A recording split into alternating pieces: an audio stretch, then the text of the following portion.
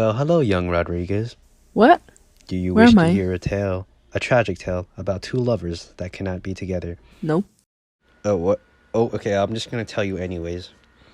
So, it all began with the sponge. Oh God.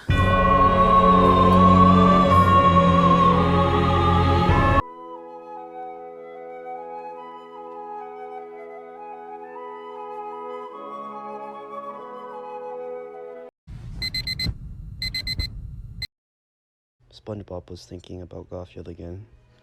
He resented himself for not allowing Garfield to become a thought that never seemed to leave his mind.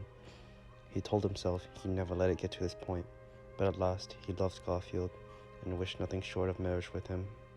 SpongeBob walked over to the window and gazed upon his town's surroundings. He'd always loved living in the Bikini Bottom. It was a place that encouraged his tendencies to be at his happiest. But nothing could have prepared SpongeBob for what today had in store for him. There he was, Garfield. He appeared like a prince from a fantasy novel.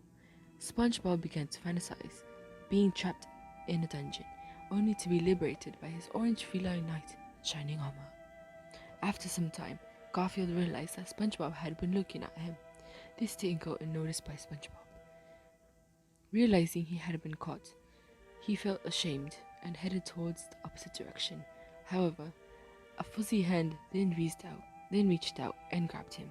Facing him back towards his original view, in a soft and hushed tone, Garfield told SpongeBob, "I love you. I want lasagna." SpongeBob's eyes widened, and his cheeks blushed a light pink. SpongeBob's mouth opened to reply, but before he could even finish the start of a response, Garfield's Samsung Galaxy S22 Ultra 512GB in a phantom white with installments buzzed loudly. Garfield looked at his Samsung Galaxy S22 Ultra 512GB in phantom white with installment and looked back up at SpongeBob with a slight concern in his expression. Anxiously, Garfield pleaded, "SpongeBob, I want lasagna, please, one last time." SpongeBob looked at Garfield, and his expression softened. He knew he couldn't say no to such a desperate face, that face being Garfield's. They looked at each other with deep fondness and passion. SpongeBob never wanted this to end. "I love you too, Garfield-chan."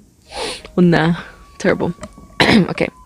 SpongeBob ran with Garfield to his pineapple, where they participated in rather heated extracurricular activities together. One last hurrah. Near SpongeBob. Later that night, while SpongeBob was asleep, Garfield received a call from the Lasagna Mafia on his Samsung Galaxy S22 Ultra 512GB in phantom white with installment. Garfield. No, hold on. Garfield, you're late on your payment! I'm sorry, Minnie. Just give me more time. You've had enough time! No. Actually, I'll take it back. Okay, let me choose a voice. Garfield, you're late on your payment. I'm sorry, Minnie. Just give me more time. You've had enough time. Garfield called a taxi. He started packing his items, waking up SpongeBob in the process. "What are you doing? Wait, where are you going, Stink? Garfield didn't respond, only to walk out of the room, taking his items with him. Gar, did I do something wrong? Please, just say something. Please, my sugar bear baby cake with a cherry on top and sprinkles on everything, hot fudge and ice cream with Hershey's chocolate syrup and dookie stains on your boxers." Garfield slowly looked back at SpongeBob. He looked as if he had 1,000 regrets, which he did. Eventually, he took a deep breath. "I'm sorry." Garfield began to apologize. "But I don't feel the same way, and I never will. I just don't love you, SpongeBob-kun." Garfield left his former lover and was gone. Although, despite the brutal act he had performed for the sponge, he felt a stinging pain in his heart, to the point where he cried for SpongeBob. SpongeBob's emotions were shattered to pieces, which reflected only grief. He walked to his fridge and threw away the plate of lasagna, hidden in the back of the fridge with the words "Marry Me" at the bottom.